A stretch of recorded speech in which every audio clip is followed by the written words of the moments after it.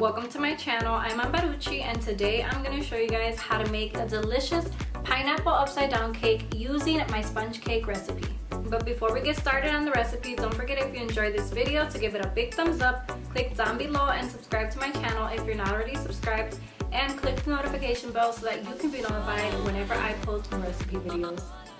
So to get started, I have a 20-ounce can of pineapple slices, and this brings exactly 10 slices of pineapple. So here I have a 10-inch cake pan that I've lined with parchment paper and sprayed so that doesn't stick. And I'm going to start adding my pineapple slices around the outer edge.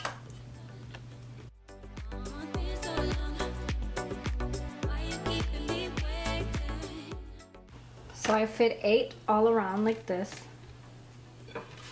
And then the other 2, I just cut them in half, like that.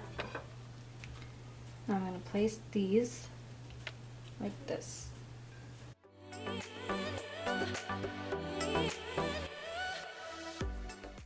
You're also going to need maraschino cherries for this. So here I have about 25 maraschino cherries.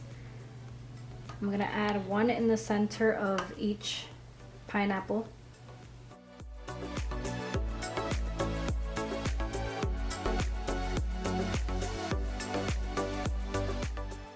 And then I'm just going to try to fill in all the little gaps between the pineapples with the rest of the cherries.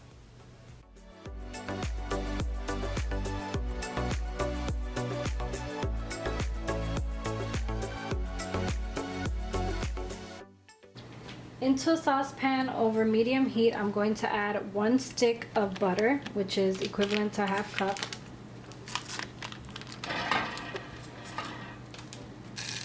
And 1/2 cup of brown sugar.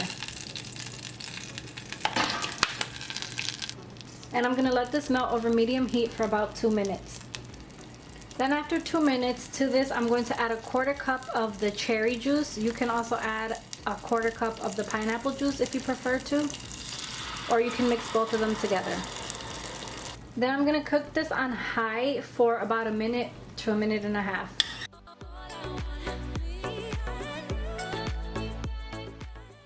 It's going to turn into a thick, syrupy sauce.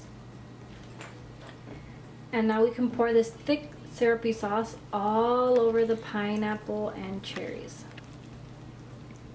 Make sure you cover all of it completely and evenly.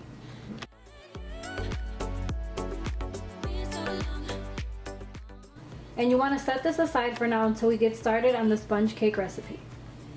So here I have 3 eggs that I separated. I separated the yolks from the egg whites.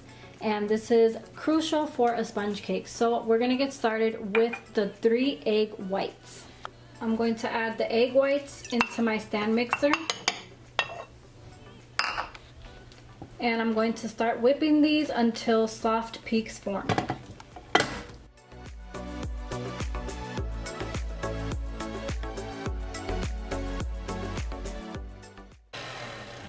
So after about 1 minute, when soft peaks form, I'm going to add 1/4 cup of granulated sugar to the egg whites.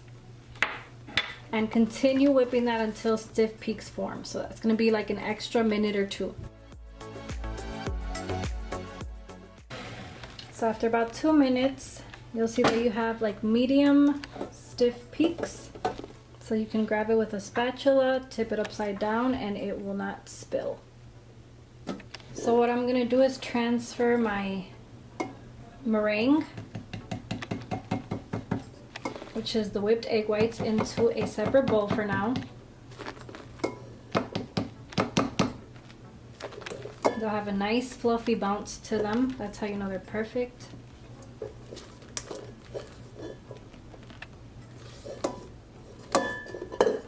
Okay, and I'm going to set this aside for now. Now in the same mixing bowl where we just mixed the egg whites, you're going to add the 3 egg yolks. You don't have to clean it. And then to the egg yolks, I'm going to add another 1/4 cup of granulated sugar and 1/4 teaspoon of vanilla extract. And I'm going to mix this for about 2 minutes until the eggs turn a pale yellow color and the mixture gets thick and fluffy.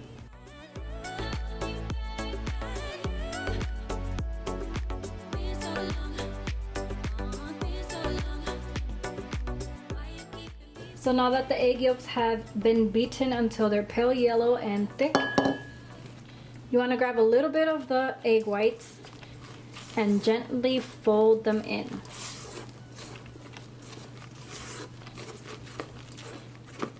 You want to be gentle and be careful not to deflate them, because this is what's going to give the sponge cake the nice fluffy airy texture that it has. Add a little bit at a time and gently fold it in.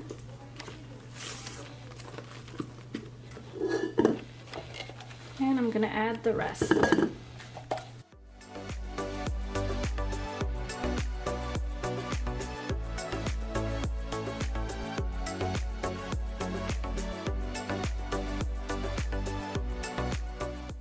Now here I have 3/4 cups of Bisquick. If you're using just regular all-purpose flour, then you would use just a 1/2 cup.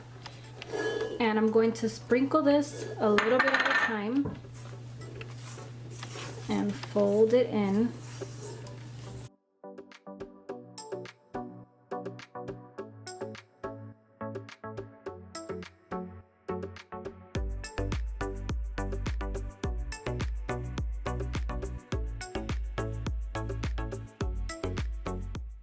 Now, you want to dump this batter all over the top of the pineapples and cherries.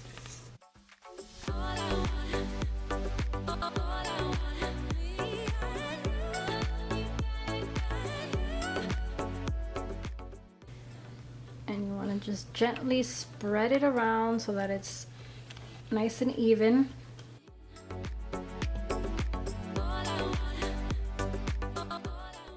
Give that a few taps on the counter to release any air bubbles.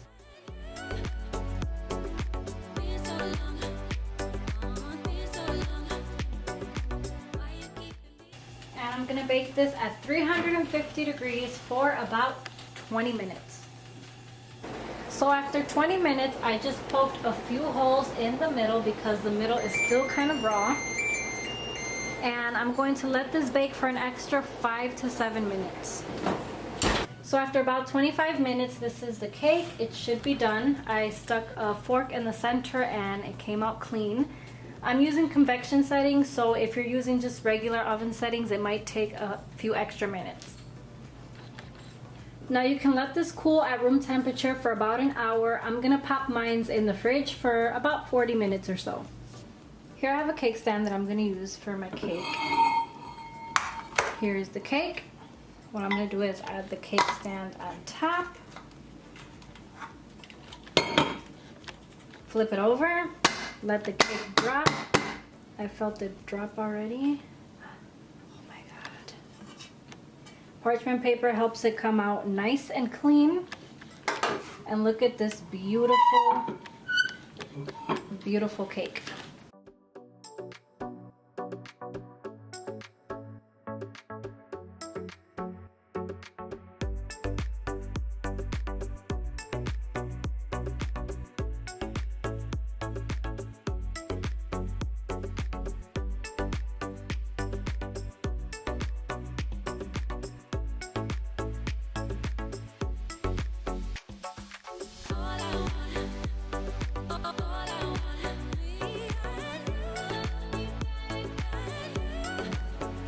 Yummy, super moist and delicious. Look at that.